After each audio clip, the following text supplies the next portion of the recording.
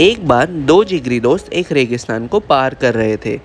तभी अचानक उन दोनों के बीच किसी बात को लेकर वाद विवाद हो जाता है और उन दोनों के बीच वाद विवाद इतना बढ़ जाता है कि एक दोस्त गुस्से में आकर अपने दोस्त को ज़ोर का थप्पड़ मार देता है।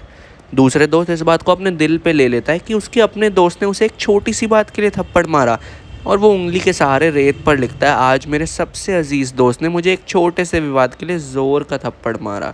चूंकि रेगिस्तान में वे एक दूसरे को छोड़कर अकेले सफ़र तय नहीं कर सकते थे, इसलिए उन्होंने यह निश्चय किया कि अपने मंजिल में पहुंचने के बाद उस विवाद को सुलझाया जाएगा। अब वे दोनों एक दूसरे से बात किए बिना सफ़र तय करने लगे। कुछ दूर चलने के बाद उन्हें एक झील दिखाई दिया और उन्होंने उस झील में नहाकर अपने आप को तरोताज़ा करने का फैसला लिया। झील के दूसरे किनारे पर एक ना दिखाई देने वाला बहुत ही खतरनाक दलदल था।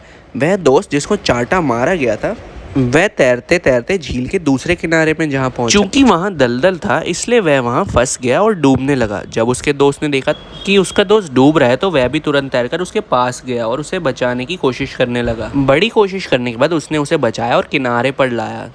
तभी जिसे बचाया गया था उसने झील के किनारे पर एक बड़े से पत्थर पर लिखा, आज मेरे अजीज दोस्त ने मेरी जान बचाई। तभी दूसरे दोस्त ने उसे पत्थर पर लिखता हुआ देखकर पूछा, जब मैंने तुम्हें थप्पड़ मारा था तो तुमने उस रेत पर लिखा था, वही जब मैंने तुम्हारी जान बचाई तो तुमने उस पत्थर पर लिखा, ऐसा क्यों लिख रहे हो? मैं समझ नहीं पाया।